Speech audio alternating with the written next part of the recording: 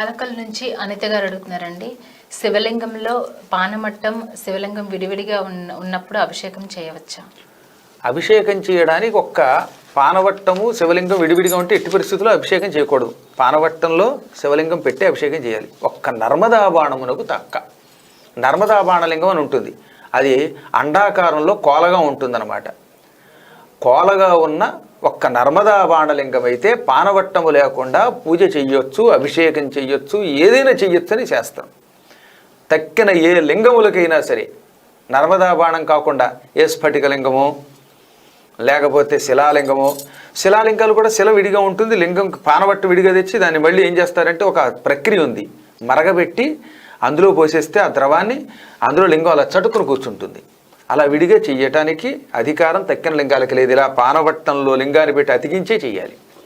అసలు శిలాలింగాలు ఎప్పుడు పానవట్టంతో కలిపే చేస్తారు. ఒక్క నర్మదా బాణలింగమునకు మాత్రమే పానవట్టం విడిగా లింగం విడిగా చేస్తారు. ఈ మధ్యన కొన్ని రకాల లింగాలు కూడా అలా చేస్తున్నారు. ఏది ఏమైనా నర్మదా బాణలింగము తప్ప తక్కిన ఏ లింగమైనా పానవట్టము లేకపోతే అది పూజకి పనికిరాదు, ప్రతిష్టకి పనికిరాదు, పూజార్హత లేదు. అటువంటి వాటికి అభిషేకాలు చేయకూడదు. అది శాస్త్ర నియమం. అది అంటే గురుగారు, ఇప్పుడు పానమట్టంలో శివలింగం పెట్టి చెయ్యొచ్చా, లేకపోతే అది అసలు అటాచ్డ్గా ఉండాలా? పానవట్టంలో లింగం పెట్టేసి చేయొచ్చా? అది అతుక్కుపోయినా పర్వాలేదు. ఒక్కోసారి అతుక్కోవు. ఇప్పుడు కొన్ని అందులో ముఖ్యంగా బాణలింగాలు లాంటివి అందులో పెడితే అంత తొందరగా అతుక్కోవు. ఇప్పుడు కన్సీల్డ్ ఇలాంటివి వస్తున్నాయి, వాటితో అతికించినా ఒక్కోసారి ఊడిపోవచ్చు.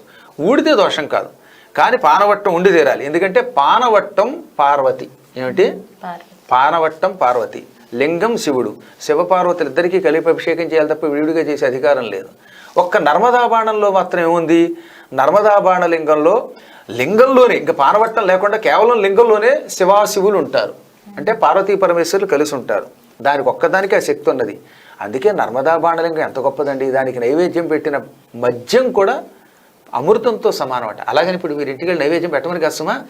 అపవిత్ర పదార్థమైనప్పటికీ నర్మదా బాణలింగమునకు నివేదించిన తర్వాత ఆ అపవిత్రత పోయి అది పవిత్రం అవుతుంది. దానికి ఒక్కదానికి ఆ శక్తి ఉన్నది. అందుకే బాణలింగ ప్రతిష్ఠ మేము ఎందుకు చేసాం? ఆ ప్రణవపీఠంలో కూడా మాకు ప్రణవేశ్వరులు ఉన్నారు కదా, ప్రణవేశ్వర లింగం ఉంది అక్కడ. ప్రణవం అంటే ఓంకారమే, ఆయన ఓంకారేశ్వరుడు. కావాలని నేను నర్మదా బాణలింగ ప్రతిష్ఠ ఎందుకు చేశాను అంటే నర్మదా బాణం అపవిత్ర పదార్థాన్ని పవిత్రం చేస్తుంది కనుక. చిత్తూరు నుంచి